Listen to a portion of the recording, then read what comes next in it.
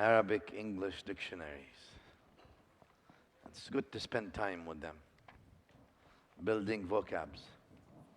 طيب بسم الله الرحمن الرحيم الحمد لله والصلاة والسلام على سيدنا رسول الله وعلى آله وأزواجه وأصحابه ومن والاه.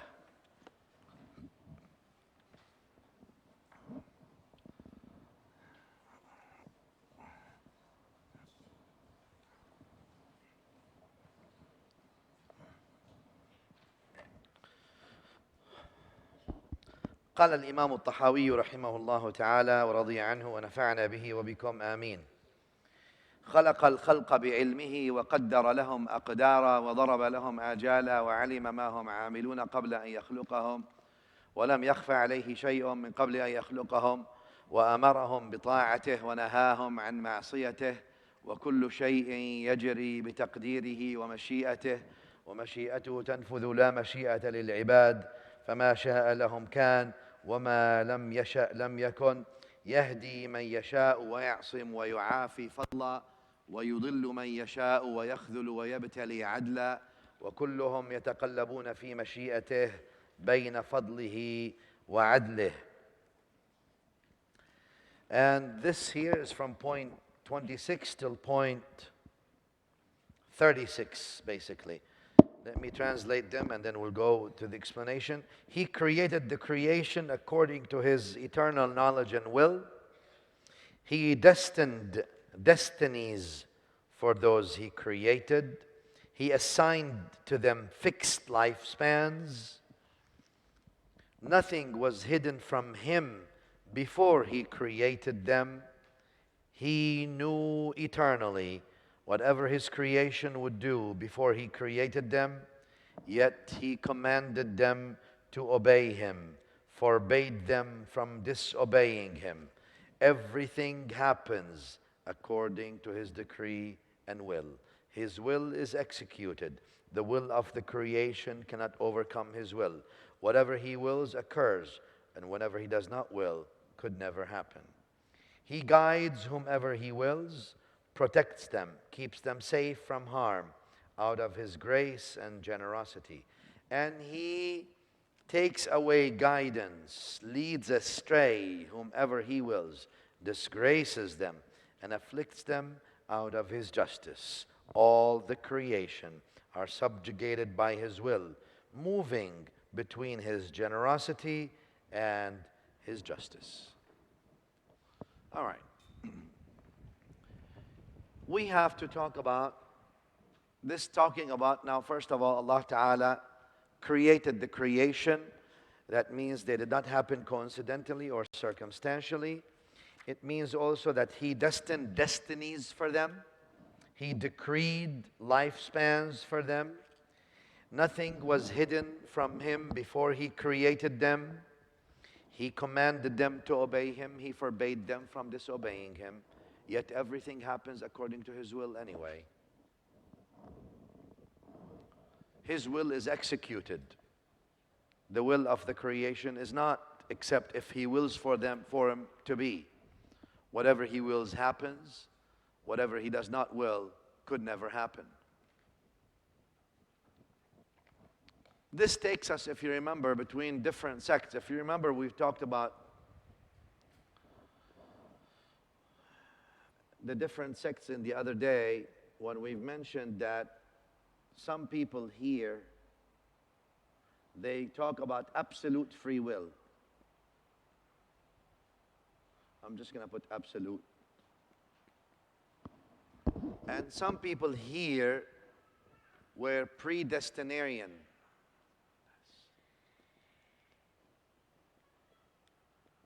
Predestinarianism. And I mentioned that Ahlus Sunnah are in between.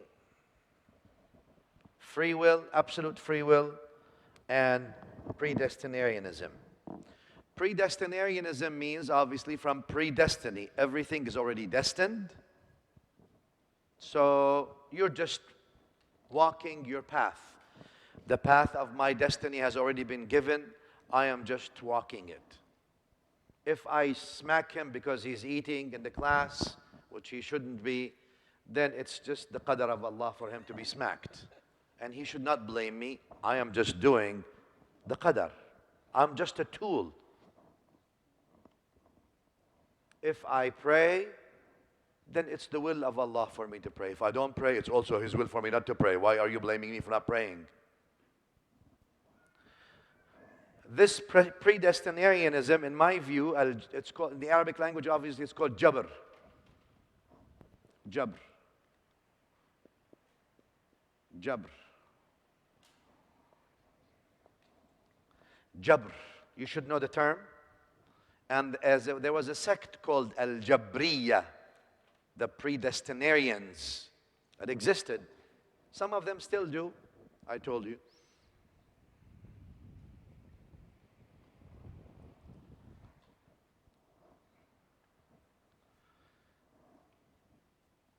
I don't know how this came out to be, but I tend to think that predestinarianism, that everything is already predestined, what happens is, because it's Allah's will anyway, why are you objecting?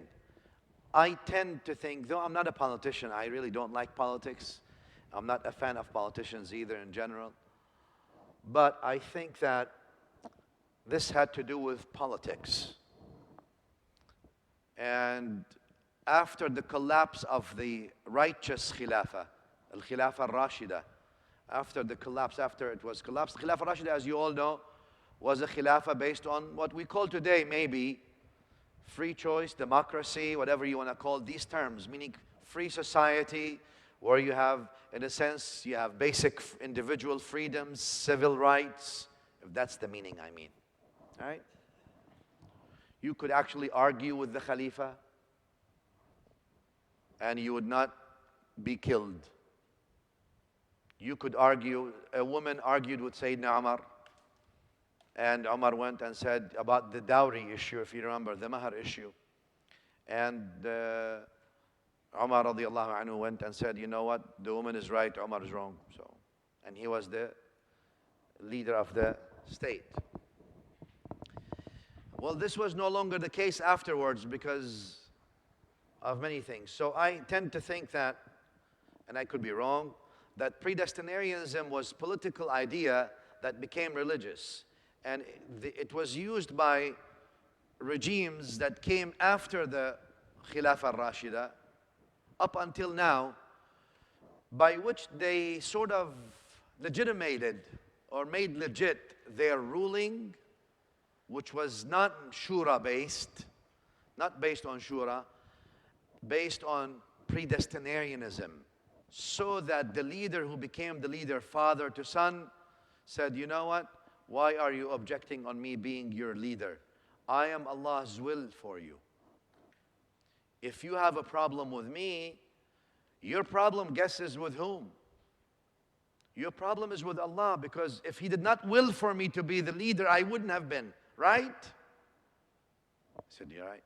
So therefore, then Allah subhanahu wa ta'ala's will for me to be your leader. And I think maybe that's where it started, and it started spreading in a sense. And these people, they figured that everything that we do is already pre-written. We have nothing absolutely whatsoever, and we walk that path. Whatever happens, happens. It's meant to be, right? This extreme here, they believe in al-qadar, which basically goes and says, you know what, you're absolutely free. Allah gave you the power to do whatever. Go do right, wrong, you're free. Absolute free will. Ahl Sunnah came and said, we have two schools, let me explain the first. Ahl Sunnah came and said, we are neither.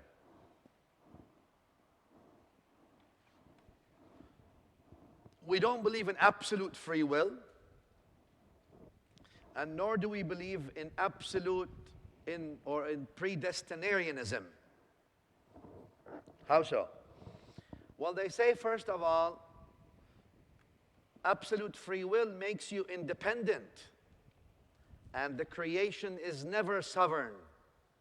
Let me repeat that again, that's very important. Absolute free will makes you independent, And the creation is never sovereign. Allah's power is always over them. So we came with something called, and I'm going to coin that term, enablement of choice. Yani our scholars in the old days, they came up with things that are basically, you can say it like that. Enablement of choice.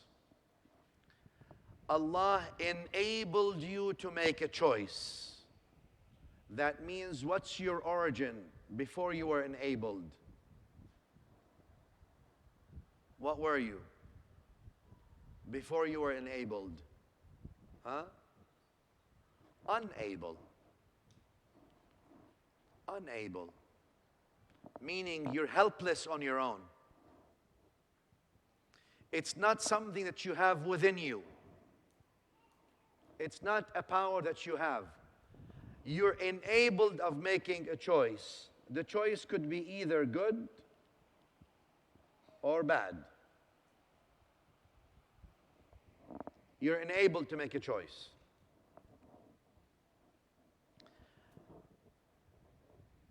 That enablement of making a choice allows you to choose to do a good thing or a bad thing. Right now I'm standing right here, and my friend here is sitting in front of me, and I can take this nice marker and aim right at her pupil, at the eye. I probably can do that. Not a good shot, but let me see where it gets. I can do that. Or I can take it and say, you know what, here, use it as a pen to write something good with. I'm enabled to make that choice. Whatever choice I make, if it's the first one, which was a bad choice, I'll be then held accountable for it. If it's a good choice, I said, here, why don't you take and write? That is something, then I'll be rewarded for it. I did this based on the enablement of Allah for me to make that choice. But that is enablement. It is not intrinsic in me. I am not able, I am enabled. Therefore, I don't have an absolute independent free choice. It's enablement. And therefore, while I may want to really aim at her eye and throw it, and I could now not just make the intention, I made the intention, I have the plan ready, I am executing, and I throw. But the will of Allah for me was not to be executed, for my choice not to be executed. The pen will fall, I cannot throw, something happens. Or even if the pen is thrown, then it doesn't hurt her at all. It's like nothing. Why? Because my choice, what I'm enabled to do, is not sovereign. And that's why the people threw Ibrahim alayhi salatu wasalam in the fire, but there was no permission for the fire to burn, nor there was permission for Ibrahim to be hurt at all, being catapulted in the sky. Nothing. So their choice, they made the choice because of their enablement of choice by Allah Ta'ala. But their choice is not sovereign. Ibrahim comes and wants to offer Ismail alayhi salatu wassalam. He made the choice, but his choice is not sovereign. You can cut all you want, it's not going to cut anything. The choice is not sovereign. If it was absolute free choice, then the cause and effect have to go together. So you cut, you sever. Enablement, well, you made the choice by niyyah and by planning and by executing, but the result is not in your hands. Are we on the same page? Now, this is important, and I think if we can do it in the next couple of minutes, we're done with a very complex issue. You're enabled to make a choice. What if you're disabled or unable from the beginning, obviously, and you continue to exist unable? Someone is born, And as they're born, they're unable, obviously, like I said, and they continue to live unable. Someone was born in a coma, wal-iyadhu billah, and they live all their life in a coma. If you are not enabled, you are not accountable.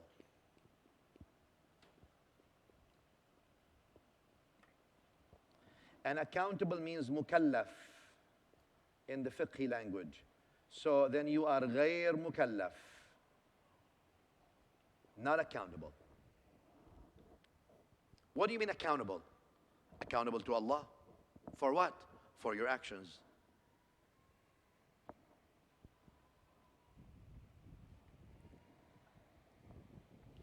Who's a mukallaf then? 4 things. Baligh. Second, aqil. 3, salimul hawas. 4, balaghathu da'watul Islam.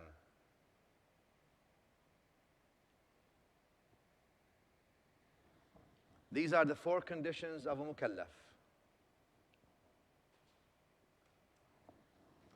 The first condition of a mukallaf is baligh. Baligh means what, y'all? What does baligh mean? Pubescent. Pubescent. Has reached puberty. Baligh doesn't mean 18 years or 21 years or 25 years or a million years. It simply means someone who's pubescent. Are we there? Aqil means what? Sane. Sane. When I say the mukallaf must be 4 conditions to make you mukallaf. First, baligh. If someone is not baligh and he dies, is he accountable? No, not accountable. Why? Well, he's not accountable. He's not baligh yet, not pubescent yet. Does he have to go and answer, why did you do, why did you not do? Not accountable. غير mukallaf. Aqil means sane. What am I taking out then? The one who is what? Insane. Or has temporary impairment of the state of mind. Temporary insane, meaning when someone is in a coma. Someone who's in a coma, is he sane? Does he know what he's doing? He doesn't know what he's doing. Is he accountable now? Not accountable. Someone who is, na'udhu billah, drunk or intoxicated with drugs, wal-iyadhu billah ta'ala. Does he have his sanity? No. What if he says something that's kufr, wal-iyadhu billah? Not accountable. Is he accountable for the intoxication? Yeah. Is he accountable for what he said when his mind was not there? Kufr-wise, not. Vis-a-vis the Creator, he's not. Vis-a-vis the creation, you have to look at things. Do we understand each other here? Sanity and puberty. Salimul hawas. Hawas means senses. Salim means sound senses. Salim means sound. Anybody's name Salim here? Nobody? All right. If your name is Salim, it means sound. That's what Salim means. Sound, healthy. Allah make you all healthy. For this one, everybody is awake. Alhamdulillah. At least this is good. That's how I check whether you're awake or not. Hawas means healthy senses. The scholars in the old days stipulated only 2 or one of 2, either sight or hearing. If you have either of them, you have senses. Why did they sight or hearing? Well, how do I relay information to you? Either through visuals or through sounds. So if you have either, then there is a way for me to relay information to you. What if someone is deaf and blind? Well, not accountable. But he's sane. Yeah. But he's pubescent. Yeah. But I can't relay information to him. Do you understand each other? If there's information cannot be relayed to you, then you're not accountable. Now today you can say, can we do ijtihad? Possibly. How so? Touch today is also a way of relaying information. It was not in the old days. I can relay information to you through the Braille, right?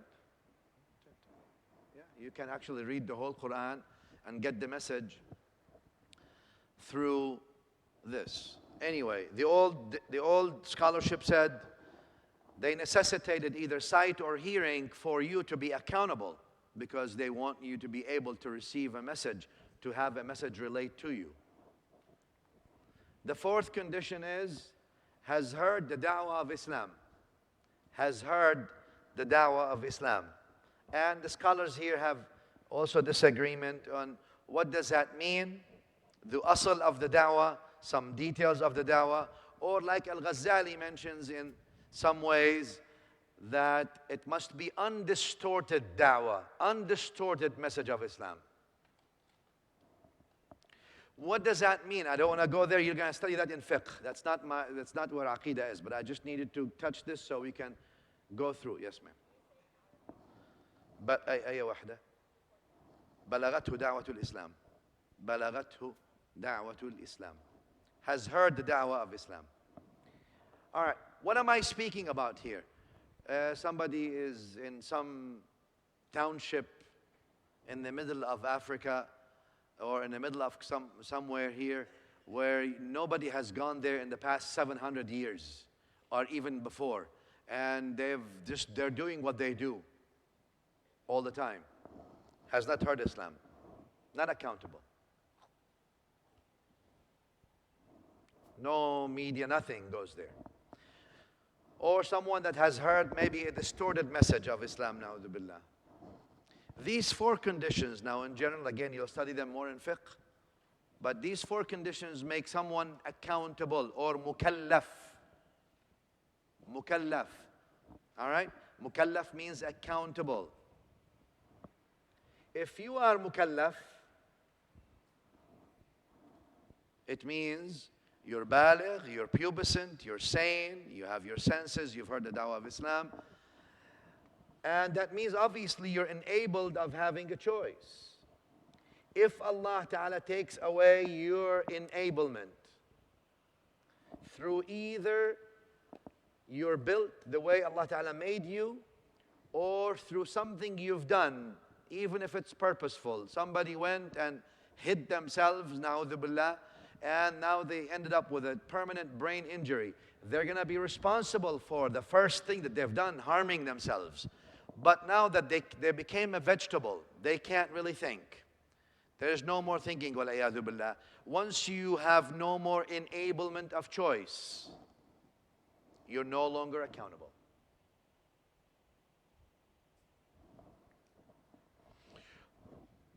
Enablement of choice enables you to make choices. You come here to study, you come to learn, you go do good things. All that is great. If you do good things, you're rewarded for that choice. If you do bad things, you're also held accountable for that choice. So long you're enabled, you keep making choices. Allah Ta'ala tells us in the Quran al-Kareem, Bismillahir Rahmanir Rahim, وَنَفْسٍ وَمَا سَوَّاهَا فَأَلْهَمَهَا فُجُورَهَا وَتَقْوَاهَا. He created the nafs and He enabled the nafs to do fujur, to be vile, or taqwaha, to have piety.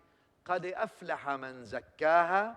Those who actually purify their nafs will do good and will succeed. وَقَدْ خَابَ مَنْ دَسَّاهَا. And those who don't purify their nafs will lose. Straightforward. That has to do with your choice. All right. Now, let's rehash again. So you're created by Allah Ta'ala. Allah enabled you, did not put in you the power to do. You're enabled. It's not an intrinsic thing that you have. He enabled you to make a choice. So long that enablement is there, you make a good or a bad choice. Did Allah Ta'ala know eternally what choice you're going to be making? Is the knowledge of Allah definitive or speculative? He knows exactly what you're going to do. What if I was actually planning to hit her, but then last second, after I threw, I said, you know what, I'm not going to do it. Did Allah know I was planning to hit her and I almost did, but then last minute I changed my mind? Is Allah's knowledge definitive? Since Allah Ta'ala enabled you of making a choice, and His knowledge is definitive of what you will do, and His knowledge is eternal, remember? With no beginning, everlasting with no end, meaning He knew what you will do eternally before you were even created, because He enabled you to make a choice, not because He stripped you away from the enablement of choice. Do we understand each other? He decreed that for you eternally.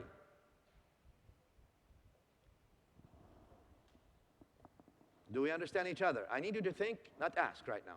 Ask afterwards. Don't jump with questions without processing what I just said. Let me repeat again, because this is important.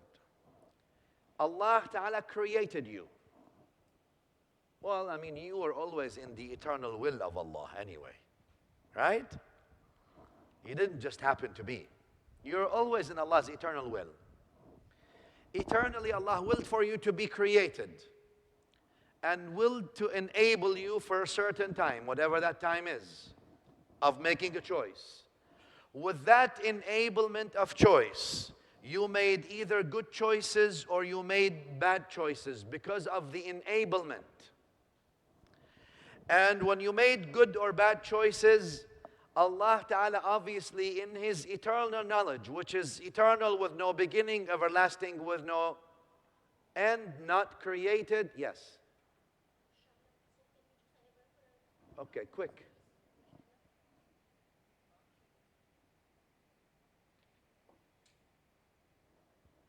Bad timing.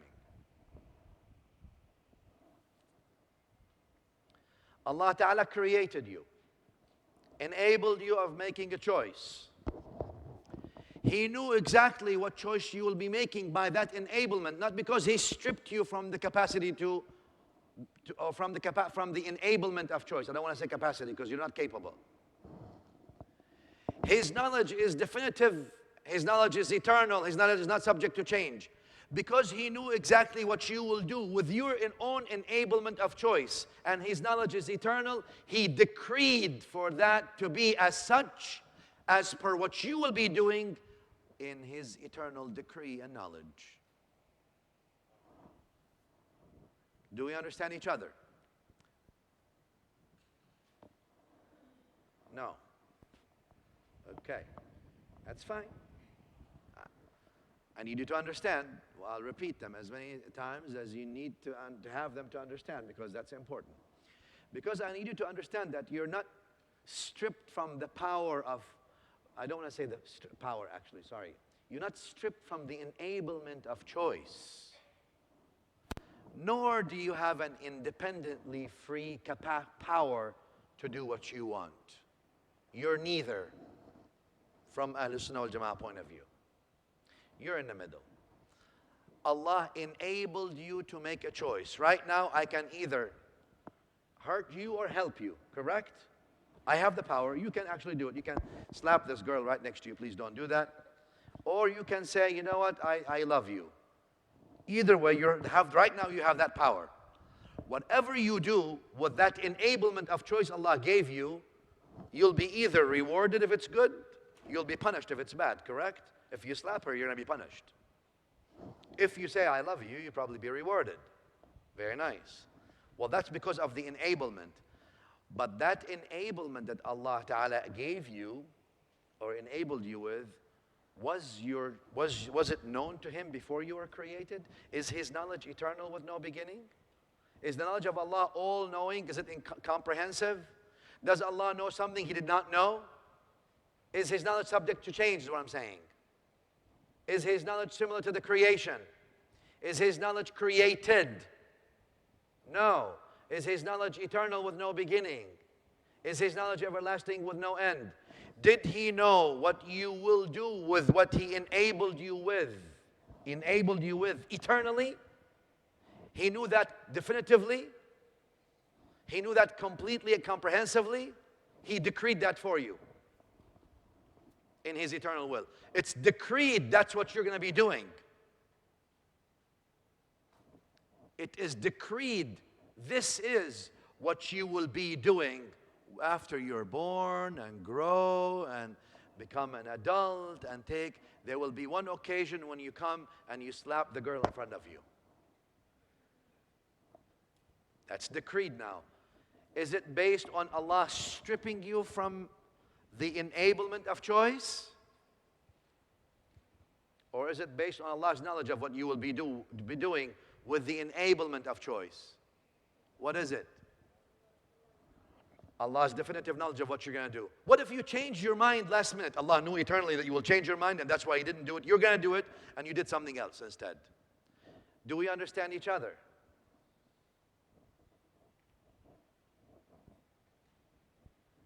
You have to understand this.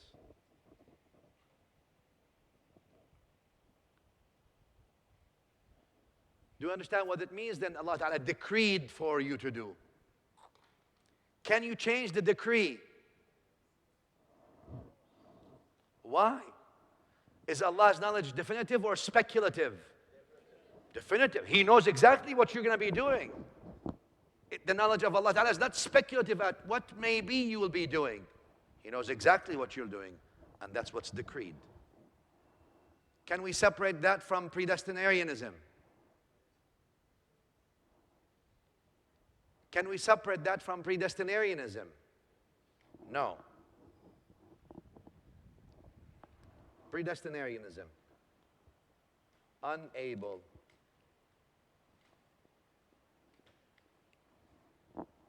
Can't make a choice. There's no enablement. You're not enabled. I am throwing the pen, the marker at her glasses, especially because I can break the glasses and that causes more harm. Because it's Allah's will. Don't blame me. It was already written for me to do so. I have no enablement of choice to stop myself from harming her or harming him. There's no enablement here. Do we understand each other? That's predestinarianism. I'm stripped from the enablement. Who is stripped from enablement to make a good or a bad choice? Angels are. Do angels have an option? Can I do good or do bad? What are they? What did Allah say? لا يعصون الله ما أمرهم ويفعلون. They cannot disobey. They're not created to have an enablement of choice. They're created to what? Obey. Are you created and you have an enablement of choice? It's different. You're not stripped from the power of making a choice. You came here today. You didn't have to. Nobody told you you have to come here. You could have just bailed out and gone to Starbucks or somewhere. I don't know. I don't know what. You have Starbucks here? Okay, I don't know. Whatever it is. We understand each other. You made a choice, but is your choice sovereign? You could have made the choice to come here, but something, Allah Ta'ala sends something your way that stops you from coming one way or another. Do we understand each other? Whatever you do with that enablement of choice, Allah's knowledge, Allah's eternal knowledge, and again, when I say Allah is attributed with knowledge, we're remembering the rule of 5. Is the knowledge of Allah eternal? Does He know something now, or He always knew what happens? Always knew. He always knew what happened. He always knew what will happen. He always knew what happens. And He always knew what doesn't happen. Had it happened, how would it have happened? Are we on the same page here? His knowledge, subhanahu wa ta'ala, is eternal with no beginning, isn't it? His knowledge is what? Everlasting with. His knowledge is not created. His knowledge is not similar to the creation. His knowledge is, there we go. Does He know what you will be doing with what He enabled you to do without stripping you from the enablement of choice? His knowledge knows what you're going to do. He decreed that for you. That's your decree. Because He does not, He's not like you. His knowledge is not like my knowledge and your knowledge. I wait for your exam result to say you passed or you failed. I have to wait to see what happens to make up what is the result. That's because I don't have my knowledge, because my knowledge is subject to change. My knowledge is similar to the creation. I don't, or as a teacher, I can say, you know what, that guy that's playing in the back is probably going to fail the test. Well, how do you know, Shaykh? I've been teaching for 30 years. I can tell you that. I can tell you from the answers. I can tell you from the couple of words that the brother says. I'm not going to make it. Is this knowledge of mine from expertise, obviously? Is this speculative or definitive? Speculative. Why? He could really study the last month and really pull it together and do it. But it's a good speculative knowledge. Allah's knowledge is definitive based on what you actually will do, not on assumption of what you may do. Do we understand each other? He knows what you will do based on what He gave you. He gave you the enablement of choice, and that enablement, He knows what you're going to be choosing. Well, why doesn't He stop me when I do a bad choice? He only allows me to make a good choice. Congratulations, you're a human being, not an angel. If He stops you from the enablement of choice, basically is what you're saying, why doesn't He stop my enablement of choice? If He stops your enablement of choice, there's no point of you being here right away. Why don't you just go to heavens and enjoy yourself there? Or why be created and given a choice to start with? Questions about this, quick.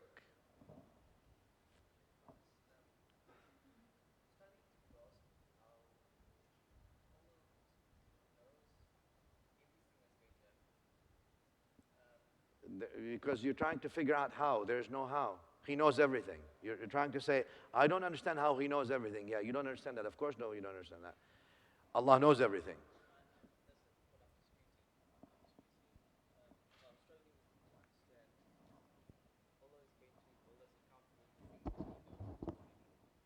Allah Ta'ala enabled you to make a choice. Did He tell you to do good? Did He tell you to do good? Did He tell you not to do evil things? Did He send you even books and messengers telling you, look, these are the good things you should do, and also these are the bad things you should not do? Did He do that? Did He also sometimes, even though you're trying to do evil, He saved you last minute and gave you different signs, sent you different direct and indirect messages? Don't exit this exit, that's not a good exit. Did He do all that to you? And then did He also tell you, even when you sin, if you repent and make up and fudge the gaps and finesse the differences, you may be forgiven? And if you do one good deed, you'll be giving 10, you'll be given multiplied 10. He gave you more than what you deserve. It's not fair, it's gracious. Because justice is, you do bad, you get accountable for it, equally like the good. Did He give you a choice? He gave you an enablement of choice. You think you're going to kill babies and get away with it? You're going to burn in hell. Do you understand? You think Allah enabled you, that means you can go and rob and rape people? If you do so, because you abuse the enablement of choice, you're going to be held accountable, sir. But if you use that power that Allah gave you to actually help people and do good, will you be rewarded? Fairly so. Go ahead.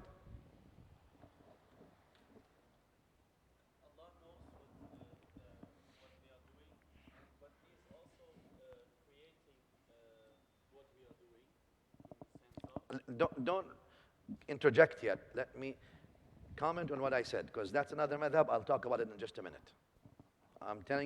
I want you to sort of understand what I said, and then I'll talk about the madhab that you're saying.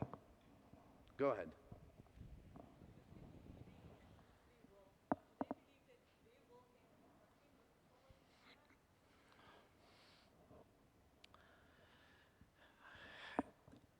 It's not about can it fight Allah's Mashiach. They say that Allah's will for them is to be absolute. So we say that your will is not sovereign. That's why I don't say you have a will. I said you're enabled. And in Arabic, I will call it التمكين من الاختيار. Enablement of making a choice.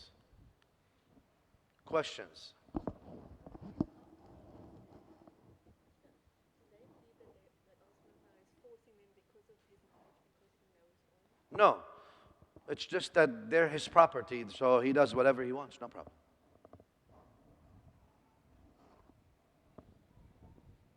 It's okay.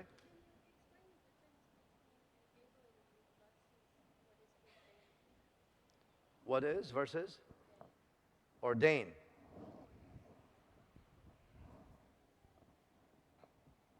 If you mean by ordain, you are unable to make a choice, then you're here.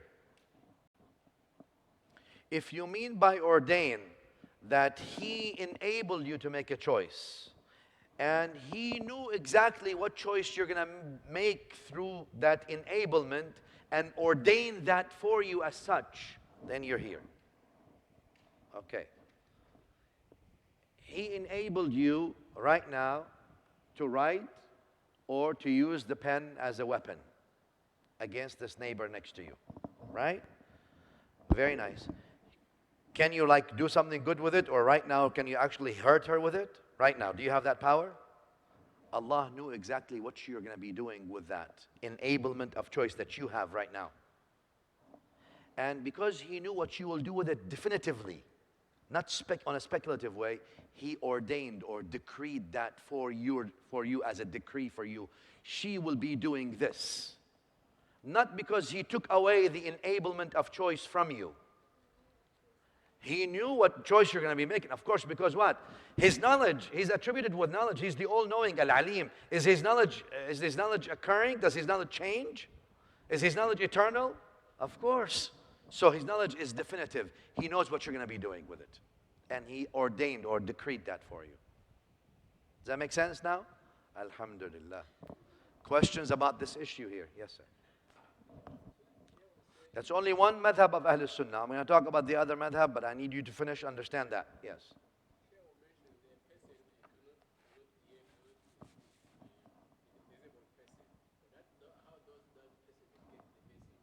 If the person does not fulfill one of the 4 criteria of an accountable person, he is no longer accountable. Meaning he will be exonerated, or she will be exonerated from the question about faith in the Day of Judgment. Right? Meaning, you did not receive a message. You will not be questioned about the message.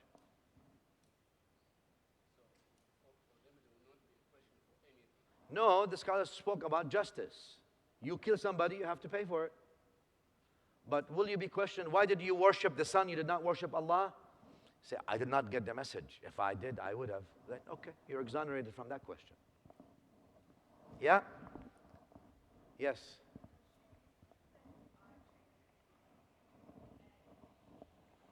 Just keep that question for just a minute, right? Yes. Salam wa rahmatullahi wa barakatuh.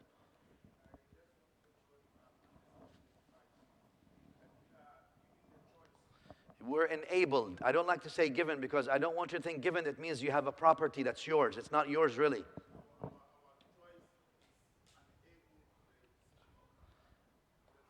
Well, number one, Allah Ta'ala is not attributed with decisions. Allah enabled you to make a decision. All right? Are we good with that? This is, yes. I have to speak up a little bit. Allah enables you. I need you to be, I mean, in my classes and in general, especially those of you who are in the bachelors and those of you who are also in the associates, I need you to sort of start using proper terminology because you're not supposed to be layman now. You just use, ignorant terminologies here and there. I'm not saying you're using that now, but I'm just saying we need to start using proper terms because we learned. So we don't say Allah gave you. We say Allah enabled you of making a choice. Go ahead. Yeah, Allah enabled you to make a choice. The choice, it's yours. Make it good or bad. Allah knows by His knowledge, without forcing you to do the good, without forcing you to do the bad. He enabled you to make a choice. Your choice. You earned it. You won it. You could have made the good choice. In fact, He didn't just leave it at a basic justice level of just giving you enabling you to make a choice, good or bad, and figure it out on yourself, on your own. No, no, no, no. He actually sent you messengers and messages and books and teachers and value systems and signs and so many extra things to sort of try to tell you, while you're enabled to make a choice between right and wrong, here are the reasons why you should never make a wrong choice.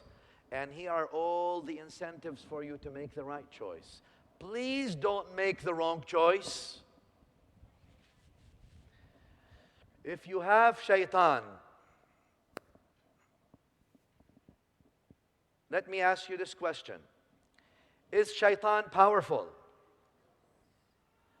Is Shaitan powerful? Absolutely not.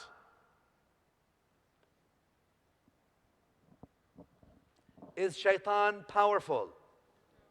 Does Shaitan have any authority over you? What can Shaitan do? Slap her. That's all Shaitan can do. Now she hears this, she does, you know what? I think this is a good idea. I really don't like her. Now whose idea is it now? Who actually made the intention? Who made the intention that I really want to slap her? She did. All Shaitan did what? Gave an idea in the bazaar of ideas, in the market of ideas. Here's an idea. Would you like to pick it up? You picked it up? Guess who picked it up? Oh, you not only picked it up, you actually allowed it to go into your mind and to grow and to fester. And not only that, you actually now made a plan in your mind how to execute. And not only you made a plan, you went into execution and you're blaming Shaitan. Shaitan tells you on the day of judgment. وَمَا كَانَ بِسْمِ اللَّهِ الرَّحْمَنِ الرَّحِيمِ وَمَا كَانَ لِي عَلَيْكُمْ مِنْ سُلْطَانٍ. I had no power over you. I had no sultan over you. إِلَّا أَنْ, except that I told you, you actually took it and ran away with it. فَلَا تَلُومُونِي, Allah says on behalf of Shaitan. He's saying, do not blame me. Shaitan says, وَلُومُوا أَنفُسَكُمْ, blame yourself. I didn't do it. You did it. Oh, you just pick up any idea anybody tells you and just run home with it? Well, that's your problem. That's your choice now. Yeah? So, blaming Shaitan is always, we have to look into this. Are we on the same page here? Just right now we have to know or understand I don't like to say the word gave. He enabled you. مكنك. Because I'm afraid if you use the word he gave me enablement, I own enablement. You don't really own anything. It's not, you and whatever you are owned by him. All right. So we have enablement, or not really that, but he enabled us. Okay. Good. Because can he take that away, that enablement away? Sure. It's not yours. You don't have haqq on him. Subhanahu wa ta'ala. Yeah. His knowledge is eternal, everlasting, not created, not subject to change, not similar to creation. So because of this enablement, he's not defining what we are doing. Determining, we don't use it for Allah Ta'ala. He does not force you, he does not force you to do, or let me say this, he does not strip you from the enablement of choice. Let me put it. Right now, when I just understand these two things is enough, because now there occurs many questions, like how exactly is this without denying the power of. Absolutely. Okay, but I don't have to question this now. This will come. Well, I don't understand it now with these two things. tell me. Yes, when Allah gave us and Allah enabled us, so I don't understand really this room of enablement. Is this room not part of His will also? No, did I say it was sovereign? Is the enablement sovereign? Independent? Is it yours? Done. Do you have enablement? No, you're enabled. Do you have a free choice? No, you're enabled to make. Which means, what's the asl? What's the origin in you? Unable. Is your enablement sovereign, independent of Allah? No. Can Allah's will intercept your will and your choice at any time, in any way? Absolutely. But He, in His wisdom, eternally willed to enable you to do either good or bad, so that your accountability is just. This is what you earned with your own doing.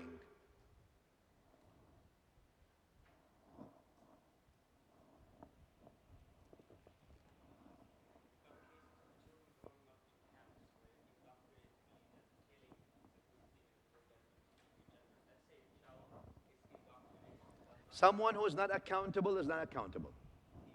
Someone is not accountable, not accountable, Shaykh. Yes. Before Allah Ta'ala, right? The dunya is a different thing. In the akhirah, not accountable, not accountable. What? When you say influence, that's not the right word to say. Because everything is under Allah's sovereignty. Nothing is beyond His sovereignty here. I am not talking here independence or sovereignty here. This is sovereignty or independence. Here, you're under His will, subhanahu wa ta'ala. You're under the sovereignty of Allah.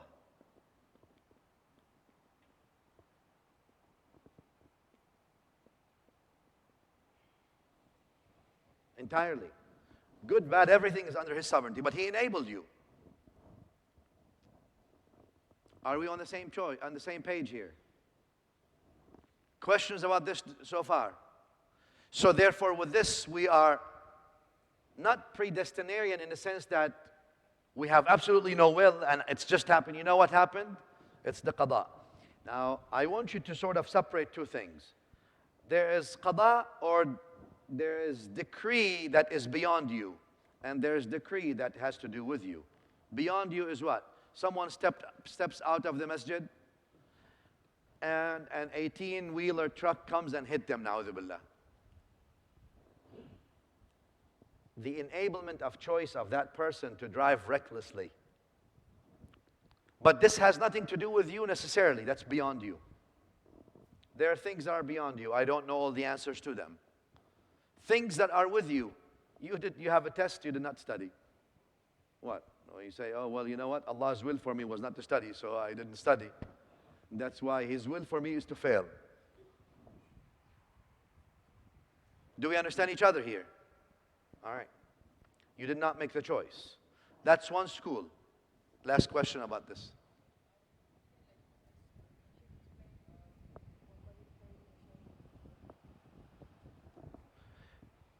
Is this enablement of choice allows you to do good and bad? Or bad?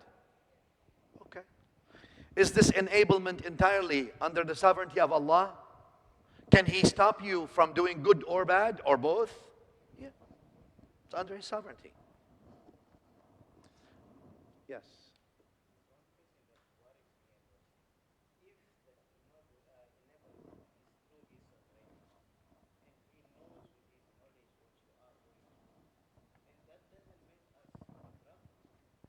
That doesn't make you programmed. You're not programmed. You're enabled to make a good choice or a bad choice. Therefore, go do good. What are you waiting for? That's one school. This is the Maturidi school or the Hanafi school. Let's go to the Ashari school. They're both schools within Ahl Sunnah, so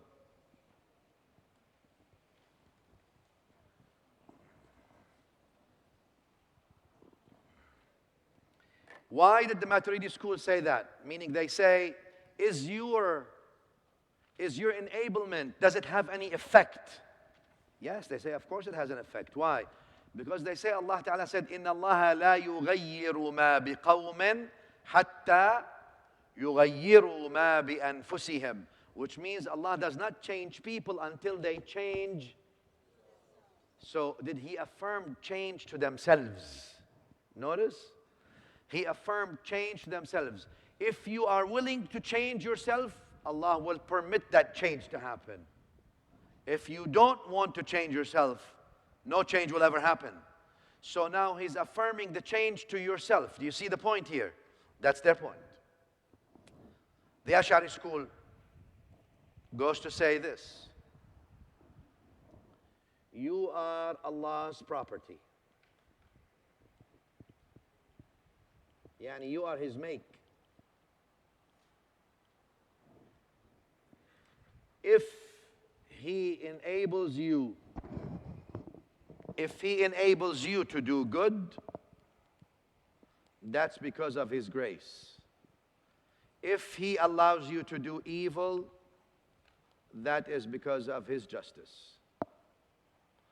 So if you're good, thank Allah for it. If you're not doing good, ask Allah refuge.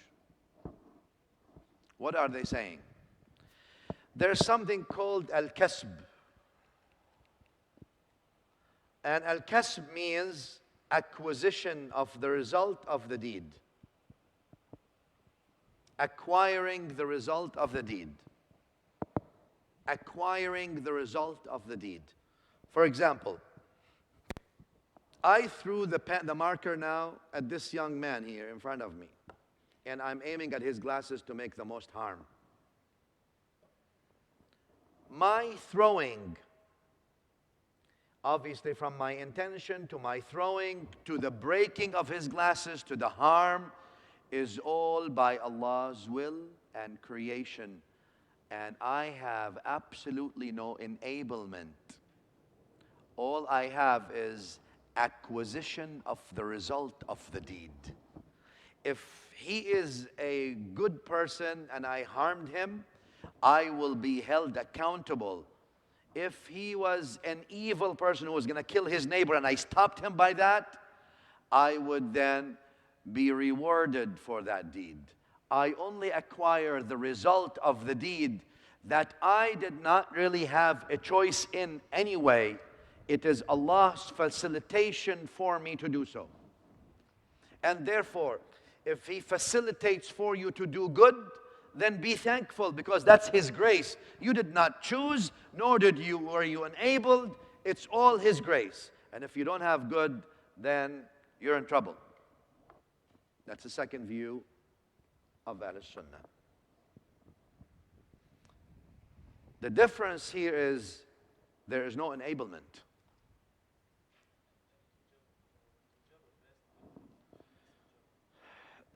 The difference between this and pure jabr or absolute jabr, there is a difference, slight difference. Some Ash'aris, they speak about al-mail. They say if the nafs leans towards something, inclination, that inclination is what makes you acquire the deed. By that, I'll give you an example so it can make sense. An example between two people. These people here, by the way, who say absolute free will are al-Mu'tazila. Mu'tazila, right? Mu'tazila. Remember, we talked about them quickly yesterday. They're a group, they no longer exist as a group, per se. So, Al-Ustad al-Isfarayini, rahimahullah, one of the A'imma of Ahl-Sunnah, met Al-Qadi, one of the scholars of the Mu'tazilites. Now, I'm just giving you, it doesn't matter of the story itself as much as the content of it. Al-Mu'tazila, what do they believe? Because they believe in free will, absolute in a sense. They say Allah does not create evil. Does not create evil. You create evil by your absolute free will. You're the creator of evil. We Ahl-Sunnah say, look, no one creates but Allah. You can't have creation here. They say, well, you make evil and that creation of evil is yours. He only asked you to do good and you're sort of doing evil, so that's your own creation. So, this Isfarayini rahimahullah came and he saw one of the Mu'tazilite scholars. And he told him, and the Mu'tazilite scholar, when he first saw him, he said, Subhana man tanazzaha anil fahsha. Glorified he is who is above being attributed with willing for evil to happen. Because what does he believe? Allah does not will for evil to happen. Right? So the Sunni scholar replied to him saying, Subhana man la yajri fi mulkihi illa ma yasha.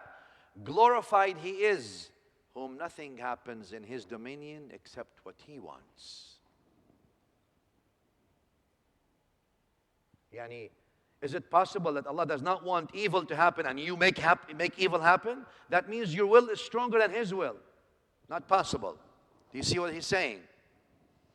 Then he replied back to him, he said, أَوَيَرْضَى رَبُّنَا أَن يُعْصَى. Is our Lord pleased by being disobeyed?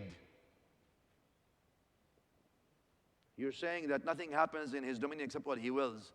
Is He pleased if you disobey Him and kill and steal and rob and rape and do all these things? The Sunni Imam replied to him saying, أَوَ يُعْصَى رَبُّنَا قَهْرًا. Is our Lord disobeyed against His will? Because if He's disobeyed against His will, He's incapable now. Not possible.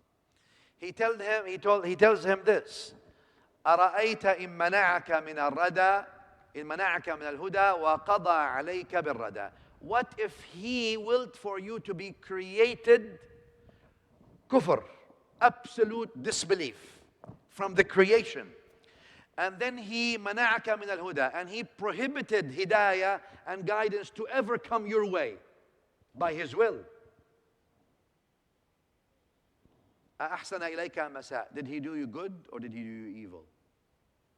If you say Allah does evil, that's kufr already. If you say did you good, how can He do me good if He doesn't? He willfully prohibits guidance from me. Al-Isfaraini rahimahullah, Imam Al-Isfaraini replied back to him and says, إِن مَنَعَكَ مَا هُوَ لَكَ فَقَدْ أَسَاءَ. If He prohibits you or if He deprives you from that which is rightfully yours, then He has done you wrong. وَإِلَّا فَهُوَ يَفْعَلُ فِي مُلْكِهِ مَا يَشَاءُ. Other than that, He does in His dominion and His property whatever He wills. If He deprives you that which is yours, yeah, He's done you wrong. Other than that, He does in His property whatever He wills, and that's just. Do you understand the second position? Yes? Basically, on a human level, وَلِلَّهِ الْمَثَلُ الْأَعْلَى. She has this blank piece of paper, and she's going to start drawing faces on it. And I come and tell her, what are you doing?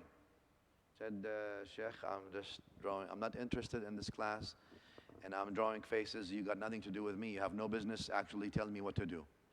This is my paper. It's my notebook. I bought it. You did not buy it. I'm going to do with it whatever I want. I say, get out of my class. She said, let me show you what I'm going to do with the paper. Here you go. Well, that's lack of adab. But she's saying, this is my property. You got no business telling me what to do with it. I do with it whatever I want. It's fair. It's mine, not yours. I want to do it good with it, something good? Okay. I don't want to do something good? Step out of my business. طبعا لله المثل الأعلى. Is there a hikmah? There is. Do we know all the hikmahs? We don't. Those are two views here. Either al-kasb, so the Asharis then say, obviously, what you earn, the acquisition of the deed, is what you earn. Whether this is a good deed or a bad deed, you earn it, and it's yours. And that's how you're judged. If He grants you Jannah, it's out of His grace, entirely. If you're destined to Jahannam, wal-iyadhu billah, it's out of His justice, entirely.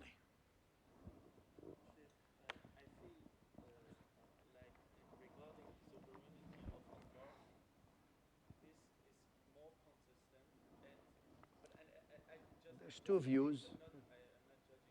I understand. And the first one regarding justice is more consistent, but I have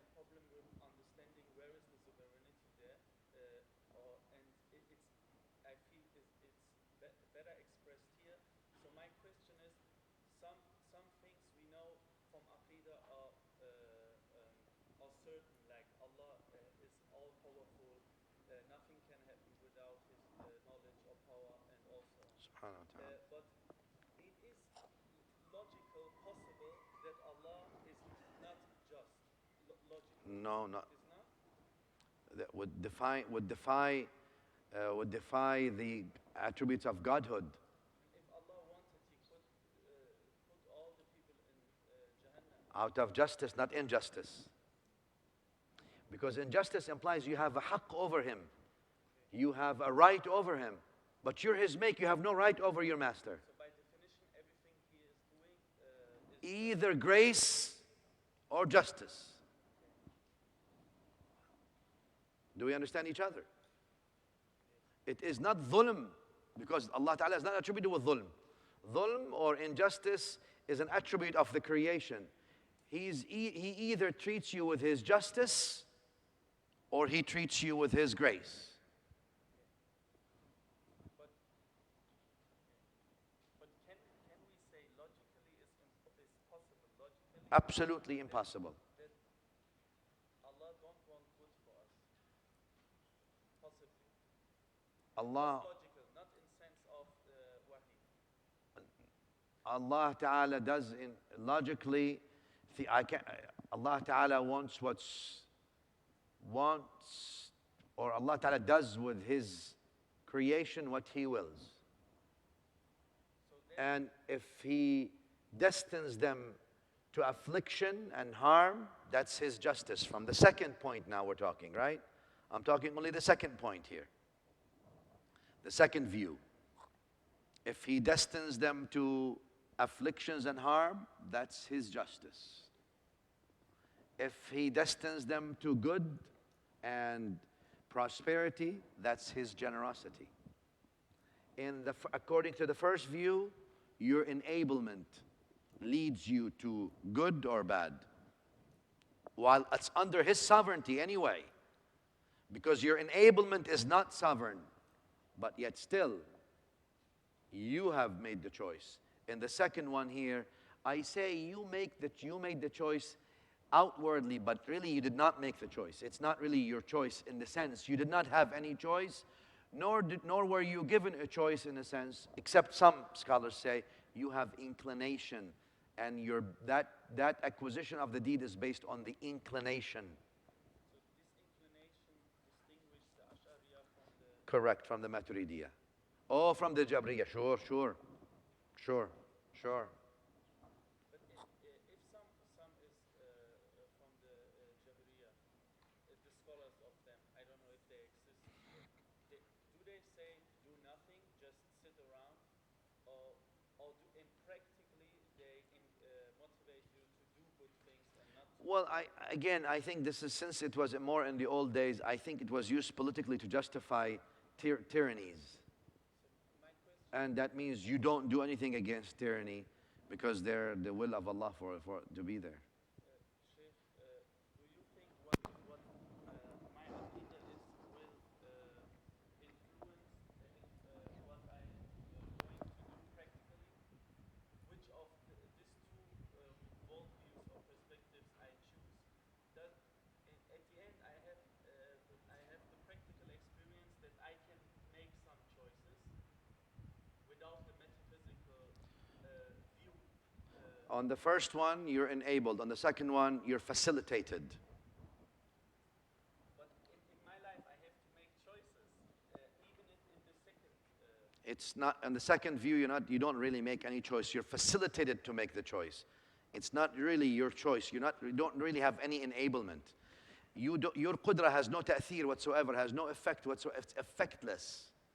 But I mean, this is metaphysically speaking. In the experience, Ashari is in supermarket and he can choose bananas or apples. That's Allah's facilitation for him. But what I mean is he has to go through this process. That's Allah's facilitation for him. The thought, the words, and the actions. Both say it's under sovereignty of Allah. One has an enablement, one has no enablement. Simple as that. All right? Questions about this so far?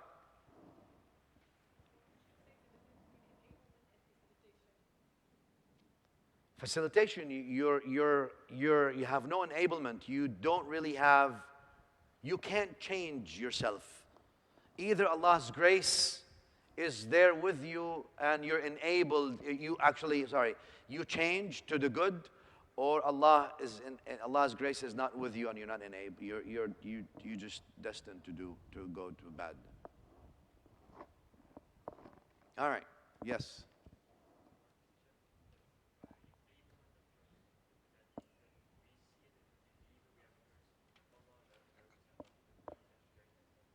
Allah knows everything anyway.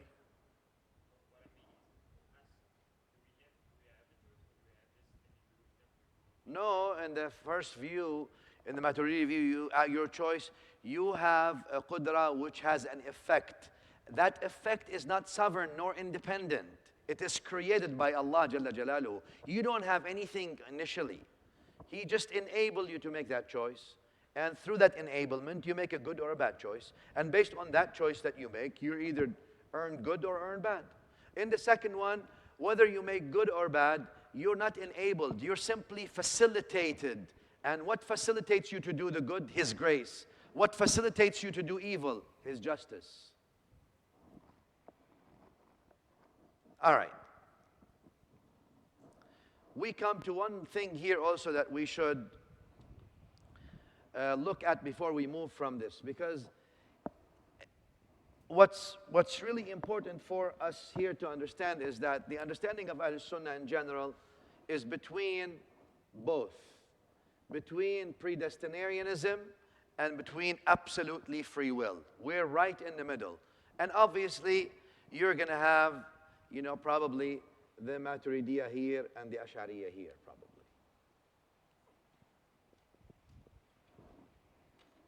On the scale. But we're between the Mu'tazila and the Jabriya. We're between those who say you have absolute free will and those who say that you are predestined and there's nothing you can do. It's just how it is. All right. Now with this comes another issue that was asked from, if you remember, from the back. I think I still remember. Now, what happens to dua? Or what happens to what we do? Can that interfere with our destiny or with our decree? All right, let's say you're right here and your lifespan goes like this. And this is how you end. This is the end of your life. You start from here and you end there. This is your lifespan. And basically, all your projections in life are known. This is how usually you do. Allah Ta'ala knew what you will do from the beginning, your enablement of choice. And actually, maybe it can even be predicted if our knowledge expands a little bit more, and we can predict how long you live in at least approximate ways, and etc., etc., and we can start put closer predictions to things. But then you go and meet and your mother one day, because you did something really wonderful finally. Somebody is laughing. She makes dua, Ya Allah, bless her life. Or bless his life. Or you meet someone who's a pious and he makes dua for you. Or you do something good. You visit your family. You're good to your family. And because of that, then, as in the hadith, then your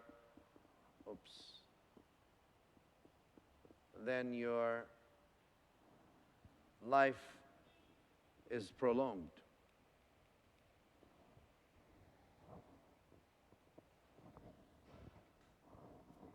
What happened? Is that possible? Can your life be prolonged? Yeah. But wait a minute. Didn't you just say that Allah Ta'ala knows how He assigned fixed lifespans for people? Yeah, I did. What does this have to do with His eternal knowledge? Does Allah subhanahu wa ta'ala know exactly what you're going to do? And because of that, had you not done that, good deed, your life would have been in this possibility. And in every moment in your life, you have multiple projections and multiple possibilities that exist. Hundreds, if not more. This, and even stoop down, this. You have hundreds, if not millions, of projections possible in every moment. Allah knows all those projections, all those possibilities, meaning that you can do.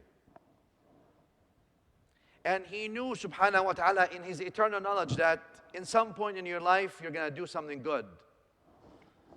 And had you not done it, you probably would have been here, or even you would have gone down, depending, maybe you've gone through bad company or bad people, etc. You would have gone down. But you chose to do something good, and now you're orbiting a totally different, you're spanning a totally different orbit. That's known to Him, subhanahu wa ta'ala, eternally. But what do you mean then, my lifespan has expanded? It was, well, maybe the angels have the projections based on what is known, or in the atmosphere, in the creation that Allah Ta'ala created. Because all of our information is out there, as you all know, right? You walk with all your book is around you. You think your record is everywhere.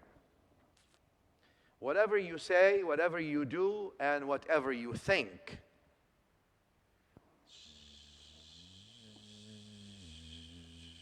You're thinking right now? These very thoughts of yours that you're thinking are being recorded. All your thoughts. Once you generate a new thought, a new word, or a new action, once you generate thought, word, or action, those thoughts, words, or actions are all recorded forever. You can never take them back. You can neutralize the effect of them if they're evil. You made a bad thought, then you said, Astaghfirullah. Or you said, I thought that you're really evil, man, but now I think, please forgive me. He says, okay, I forgive you. I say, Astaghfirullah, he forgave me. I neutralized that evil thought about him, but I cannot erase it. It's there. Is it going to be part of your record or book? Of course. Of course. Oh, you don't like to see a lot of bad thoughts? But Shaykh, I did not carry them out in words. I never told them I think he's evil. I just thought he's evil. Well, isn't thinking generating something? Once you generate something, it's always going to be yours. Well, I didn't say it. Yeah, well, that's good. If you didn't say it or do it, you will not be held accountable in the akhirah for it. You'll be exonerated from the accountability for it in the akhirah. If it was just on a thought level and did not materialize into word or action. But it doesn't mean it's not there in your book or in your record. إن تبدوا ما في أنفسكم أو تخفوه يحاسبكم به الله. Allah says, if you express that which you hide or you conceal it, Allah will hold you to hisab in it. You will be held accountable for it. But Allah Ta'ala's generosity and mercy is that if you have a negative thought, generate a negative thought, but you don't turn it, convert it into a word or actions, you're exonerated from the questions and from the accountability in the akhirah. All right, it's there, but you did not carry it out, so it's not, you're not going to be asked. Or you'll be not asked, you'll be forgiven. Let me put it this way. So you don't like that? Stop thinking negative. You don't like, you have lots of negative thoughts about things and people and all that? Why do you think the Prophet ﷺ says, إِنَّمَا الْأَعْمَالُ? What is a niyyah by definition? Thought. Niyyah is thought. A niyyah is thought. And actions are by thoughts. You don't like bad thoughts? Please stop having bad thoughts. What should you do? Have positive thoughts.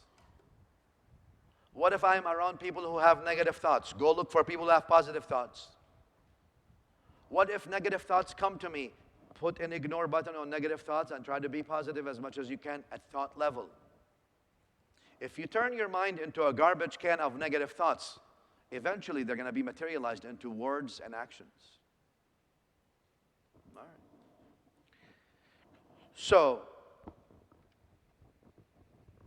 is Allah's will subject to change? That He knew you're going to die this time, or something will happen to you this time, but then something else happened, a dua, a good deed or so, that changed that. Allah Ta'ala's knowledge is never subject to change, nor is His will subject to change. Maybe what the malaika knew is subject to change.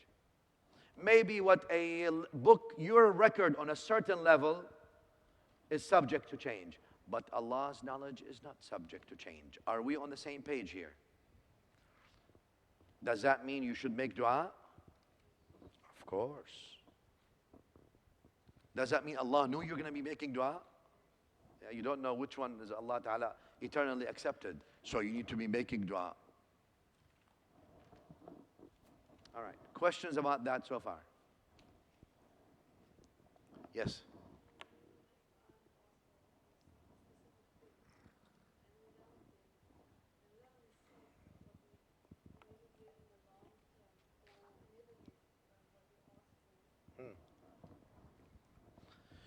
Allah Ta'ala guaranteed us that if we actually call unto Him sincerely, He will grant us.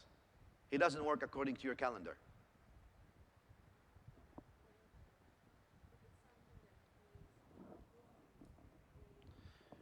If it's something that's good for you, do you know what's good for you? Do you really know what's good for you? Who knows what's good for you in a definitive way? You might think, hey, I'd like to get married to this man, he's really good. And you think if you don't get married to, because I get that these things, Shaykh, if I don't get married to her, my life is over. It's done because that's the only way. What if you married to her and she turns to be a nightmare? We don't know. Or vice versa. We don't know what's good for us, do we? We do on a speculative level, not on a definitive level. Which means what? Based on my limited knowledge, I think, Ya Allah, this is the best for me. That's why He facilitated for you something called istikhara. You say, Ya Allah, based on my limited knowledge, I think this is the best thing for me. So, if you know it is best, grant it to me. And if you know it's not best, grant me the best. Do we understand each other? Rather than being suggestive to Him, Ya Allah, I know what's best for me, okay, so give me this. You don't know what's best for you. You think you know what's best for you, good. Ask Him for what you think you know is best for you, yet never be suggestive to Him as what's best. And submit to Him saying, I think this is the best. If it is the best according to your knowledge, which is definitive and complete and comprehensive, then grant it to me.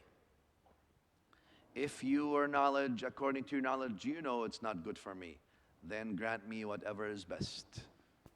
Do we understand each other here? All right, very good. Yes.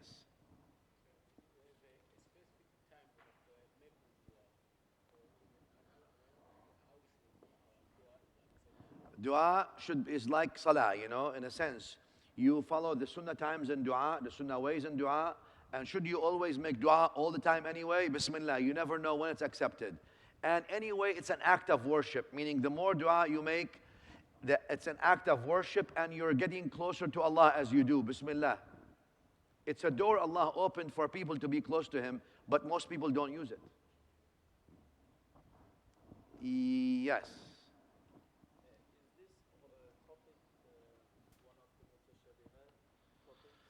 Ahlul Sunnah in general don't like to go further than that. Basically what I've covered is more or less is what people like to go into, what the scholarship has liked to go into. And in general, because you're trying to understand how. And what we said about Allah Ta'ala, there's no how.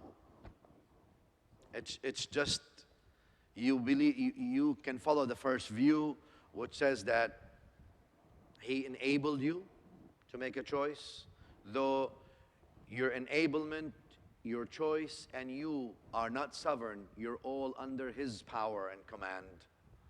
Or that you're facilitated and therefore you acquire the end of the result of the deed, and that's His just or His grace. So I don't have to feel unsatisfied because I can't grasp it intellectually. I think I can grasp it.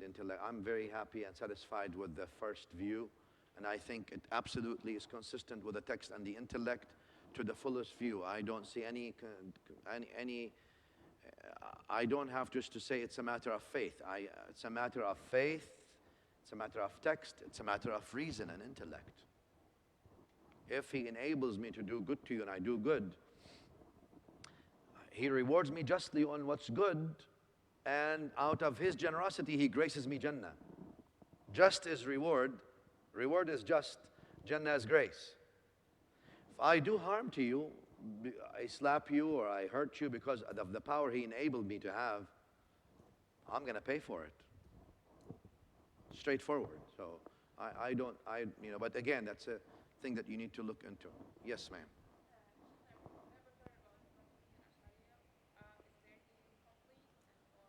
Is there? What do you mean their deen is incomplete? Those are two schools of Ahl Sunnah wal Jama'ah. It's okay.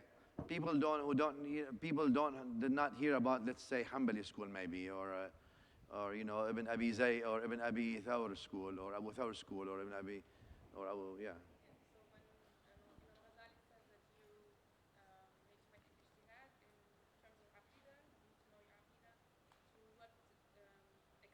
All of the A'imma, all of the Ashari scholars, among them, one of the biggest of the Ashari school is Imam Ghazali, obviously.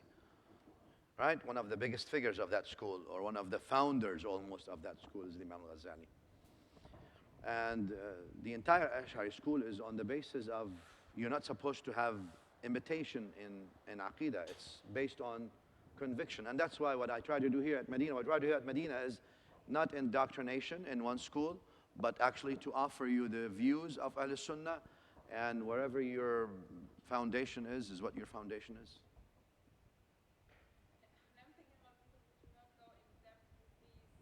Well, the laymen are usually, like I said, they ask a question to the scholar, and the scholar tells them, and they go.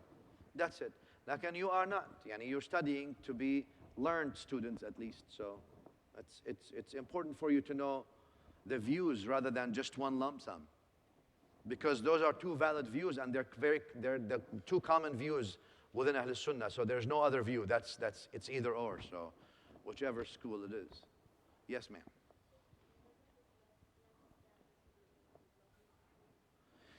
Does it have to do anything with Lawh al-Mahfuz? We'll talk about Lawh al-Mahfuz, but Lawh al-Mahfuz is something, let's say, the preserved record.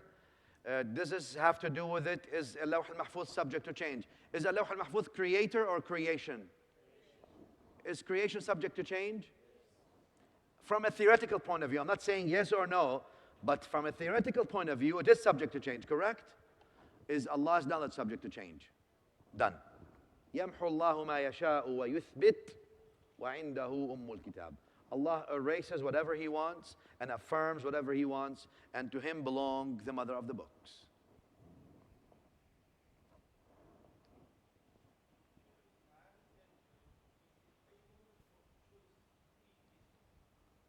Enablement of choice, predestiny, no.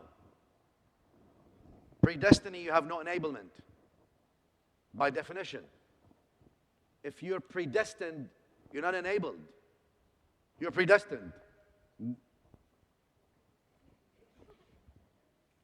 I'm not enabled. I'm enabled, I'm not going to harm those people. I'll stop. Allah made me pubescent, made me aqil, sane. I have senses, I have heard Islam. Islam tells me it's haram to harm. Then thou shalt not harm. My mind tells me, even if there was no Islam, that there's no harm, you should not harm. I stop harming. I'm enabled. If I'm not enabled, I'm just going.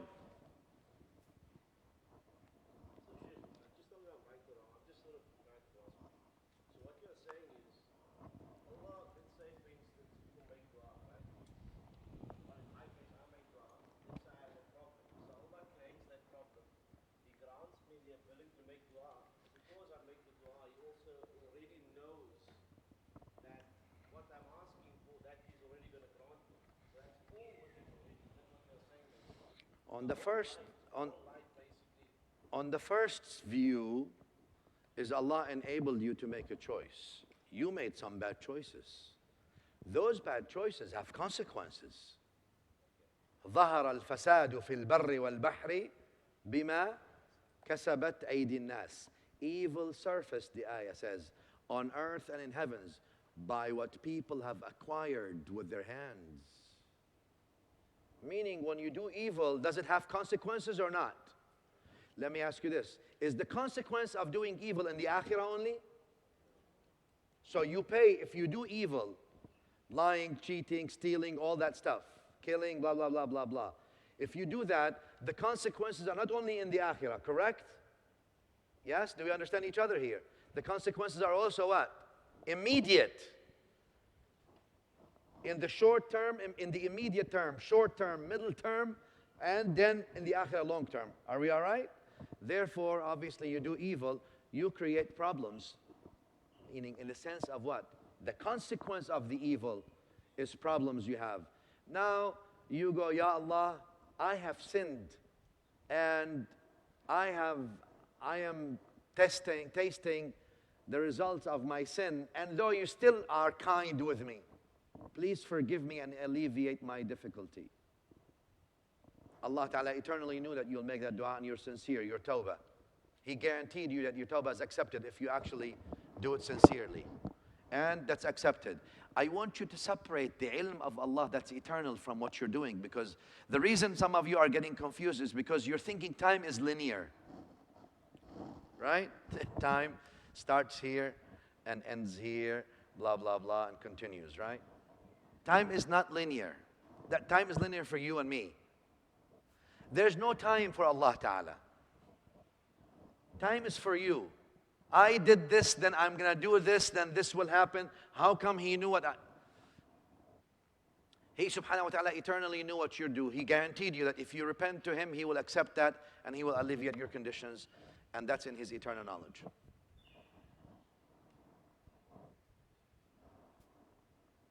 Related to this, right? Yes.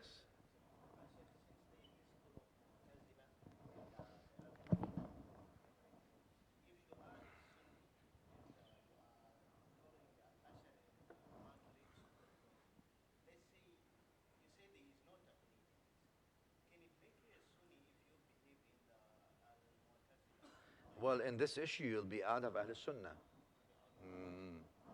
And in my view, again, not because of being biased, or because of being biased. I'm not going to tell you I'm not biased. Obviously, I'm as practicing Sunni Muslim as much as I can. In my research and knowledge, I think the madhab of Ahl Sunnah, with all its space that it has and variations, is probably the most authentic and the closest to the actual Sunnah, in my view and judgment, obviously. Yes, quick questions first. Yes.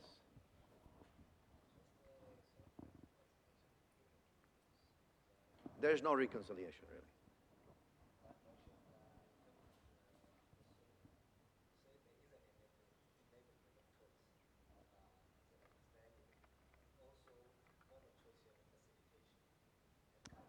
Yeah, that's the other school. First school is enablement. Second school is facilitation. No enablement.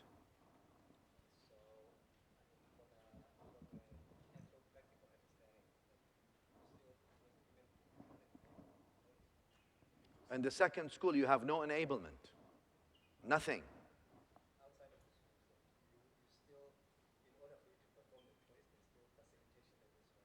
The facilitation is because of the grace or the justice. If it's good, it's grace. If it's bad, it's His justice. In the first school, you're enabled, and as a result and consequence of that enablement, you earn what comes after it. Yet all is under His sovereignty.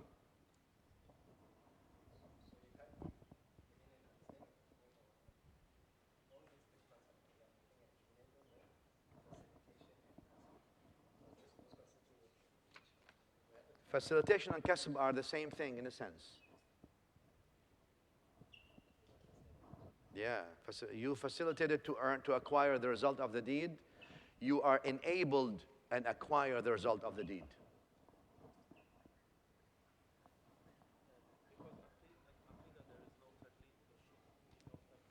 The Maturidi says yes. The Ashari say no. Yes, go ahead. Is it valid to mix, to say in Tana Some scholars have, these, again, these are all schools of Ahlul Sunnah, meaning, and you'll see some scholars have picked an issue here and there. You're within Ahlul, again, here in general at Medina, we teach the schools of Ahlul Sunnah entirely without prejudice to one versus the other.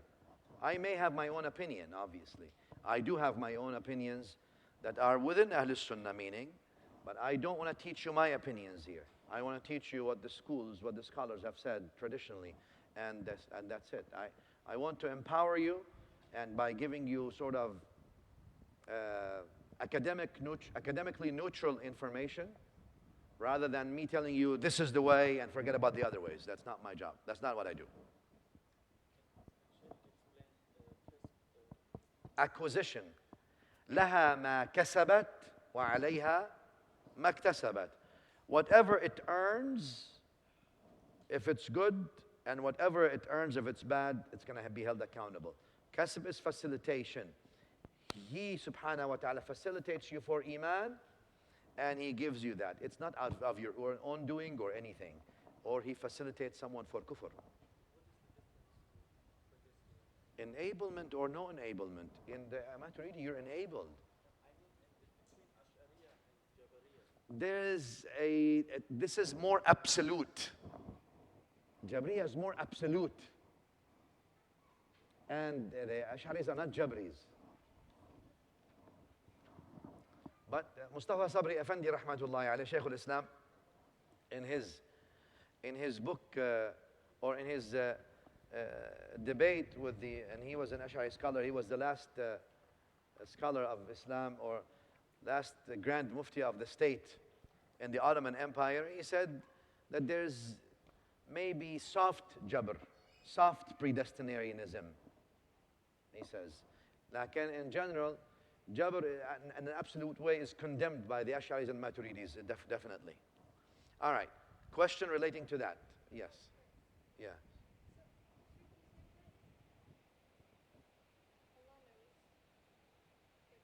Allah knows.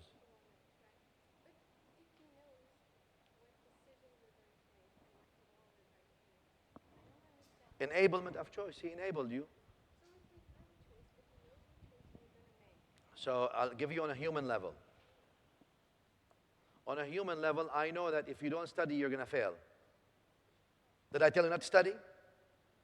What did I tell you to do? Okay. But I'm telling you, you're not studying, you're going to fail. But my knowledge is speculative. No, you get it.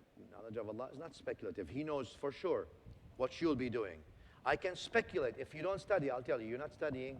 Right now, I don't know whether you're studying or not in a real scenario. But I assume you're not, I know you're not studying. You're going to fail. All right? Now, when I tell myself, even if I don't tell you, I said, this student will fail. You know what? She's not a studious person, and she's going to fail. Because my knowledge is speculative, you actually may prove me wrong because you're enabled actually to study, but I've seen your pattern. You're just not studying, and you're not gonna change. Most likely I'm right, though I could be wrong. That's because my knowledge is speculative. Allah's knowledge is definitive. He knows exactly what you're gonna do. And he knew that eternally. He did not just know it now. His knowledge is eternal. And because he knew this, he knew exactly what you're going to do, and he decreed it or ordained it for you based on what you're doing, not based on him stripping you from the choice.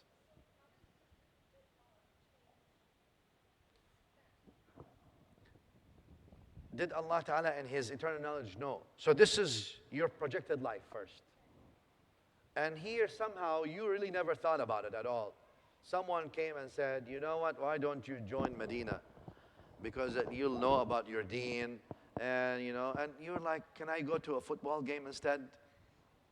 How about we go to like some kind of wedding party, maybe something. I'm not saying you, obviously. You would not do something like that. All right? So, but he says, no, she says, no, you really should come. It's really, I know it's not easy, but you learn about your deen. At least you have an understanding of who you're worshiping. You know something. You maybe become a leader in the community. Maybe you can actually contribute positively. So anyway, you decide to come. Your projection before was this, maybe. At this point that you made that intention, and Allah facilitated for you to do so, obviously, through that person, now you're spanning an entirely different thing. Did Allah know that at that age in your life, at this point in your life, you will make that change? He did. Did He know that eternally or after you made that change? Eternally, He knew that. Of course. Is knowledge of Allah eternal, or does it happen as things happen? It's eternal. And then He willed for you to be then spanning that span. Now, how about the original span? That was your original projection of life. Because in every moment in life, you have multiple projections. You can right now, how many projections you have? You have multiple possibilities, almost limitless. You can stand up and run. You can stand up and go this way. You can stand up and go this way. You can stand up and go that way. You can do so many things. Does Allah know all the possibilities that can happen in every second in your life? Every single one of them? Yes. And does He know which one you will be taking? Yes. And did He decree what you're going to take based on His definitive knowledge of what you're going to do out of all the billion possibilities that are available to you every second? Yes. Why? This was part of your original decree if you did not do that dua or did not make that choice. And this is part of your original projection, and this is your actual projection. Is this all in a comprehensive way known to Allah? Yes. No, somebody else. Yes. I can't hear you.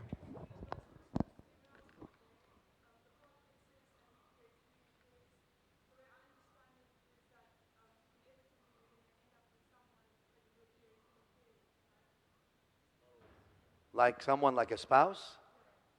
Well, it depends what a spouse is.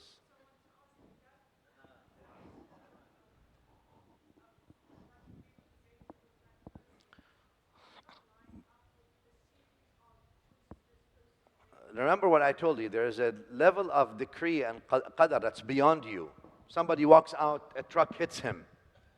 He just walked out of the door and he didn't know. Was that something he did? Could he have prepared for it?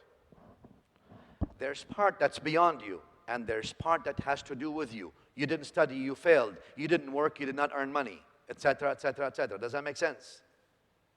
All right. So now about the ayah, you're saying, I don't take it this way at all whatsoever. Because a spouse doesn't necessarily mean husband or wife. Azwaja doesn't necessarily mean husband and wife, meaning XX with XY. It could mean people in Jannah, for example, people you espouse. What happens to children who did not get married? Or whatever it is. So, spouse could mean a husband or wife, possibly, but also could mean someone you espouse their rank, spiritual rank in Jannah. You're all clustered together. You're all, because you espouse each other's sort of caliber. So, I'm not speculating about Jannah, I'm just saying, don't take spouse only in that restricted sense. Also, it's open beyond that. Wallahu alam. All right. So one more thing I need to say before you leave. All right? Or you need to go home. Should we pull an all-nighter today? I'm ready. You think I'm joking? They don't know me. You don't know what you're getting. An all-nighter is easy. I usually sleep after Fajr, just in case you're wondering. So I'm ready for an all-nighter till Fajr. All right, go home. Tomorrow we'll start. Sallallahu ala Sayyidina Muhammadin wa alihi. I need you to read over that stuff. Please read over it tonight, because I know some is not easy necessarily. I tried to make it as simple as possible at this level, but I need you to go home, read, sort of cover what we said, and go through it again and again, and then if you have problems, you come back to me tomorrow. Salam.